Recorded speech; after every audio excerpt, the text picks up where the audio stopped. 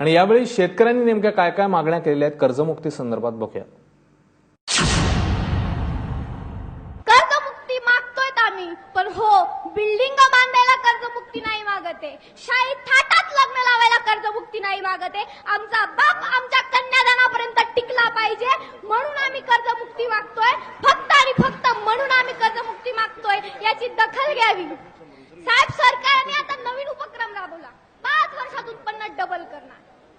ऐकायला तसं बरं वाटतं, पण विचार जर केला तर एकपट उत्पन्न असताना बाप आत्महत्या करतोय, डबल बिबल केल्यावर आई आत्महत्या करते की काय अशी भीतीच वाटते। म्हणून नको वाटतंय साहेब, म्हणून नको वाटतंय। प्रधानमंत्रीने योजना काढली, आधार कार्ड, मेरा आधार, प्रत्येकाला आधार कार्ड लागू केलं। साहेब, तशीच मी विनंती करते, माझ्या बापाच्या गळ्यात, तमाम शेतकऱ्यांच्या गळ्यात सीसीटीव्ही कॅमेरा बसवावा, असा कायदा तयार करावा। कारण माझा बाप घरी येईल याची कुठलीच शाश्वती नाही, कुठलीच नाही। रात्रीची वीज, रात्री बारे द्यायला बापाला रात्री जावं लागतं, त्यामुळे बाप घरी येईल की नाही याची कुठलीच शाश्वती नाही। म्हणून प्रत्येक शेतकऱ्याच्या गळ्यात सीसीटीव्ही कॅमेरा बसवलाच गेला पाहिजे, असा नियमच तयार करा। साहेब, आज बाजारात बटाटा शुल्लक दरात विकला जातोय, शुल्लक। टमाटा तर शून्यच दरात विकला जातो, पण आजही पॅक बटाटा वेपर्स आणि पॅक टमाटो सॉसचे भाव गगनाला गवस निघालतायत। वा, कुठं न्याय? हा न्याय असा का बरं आमच्या बाबत? बरोबरीचा न्याय कधीच नाही का? गहू पिकवायचे आम्ही, नाव शरबती गहू। फळ पिकवायचे आम्ही, डाळी पिकवायचं आम्ही, अमुक अमुक फ्रूट कंपनी। द्राक्ष पिकवायचे आम्ही, अमुक अमुक फ्रूट कंपनी।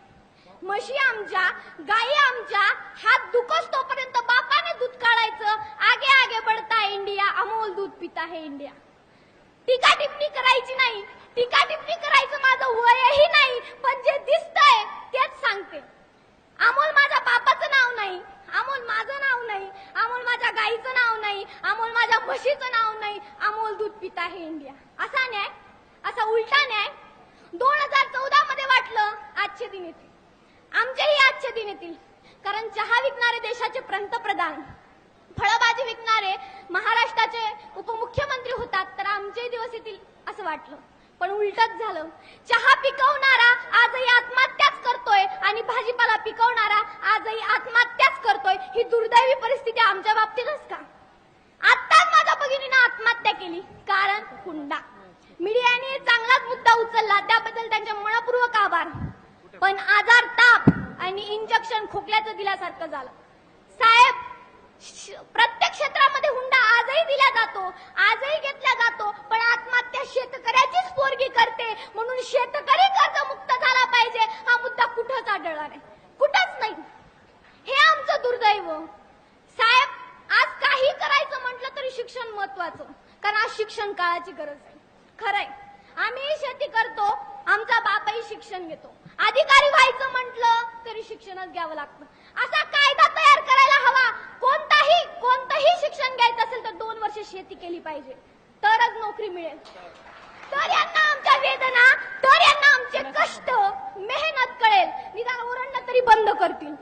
अँड्रॉइड मोबाईल घ्यायला परवडतं, एलईडी टीव्ही घ्यायला परवडते, 5 स्टार हॉटेल परवडतं, कांद्याला भाव वाढला, सर्वसामान्याला कांद्याने रडवलं। अशी कधी जाहिरात ऐकली का 5 स्टार हॉटेलने शेतकऱ्याला रडवलं, 4 व्हीलरने शेतकऱ्याला रडवलं? अशी कधीच बातमी आली नाही, हेच आमचं दुर्दैव।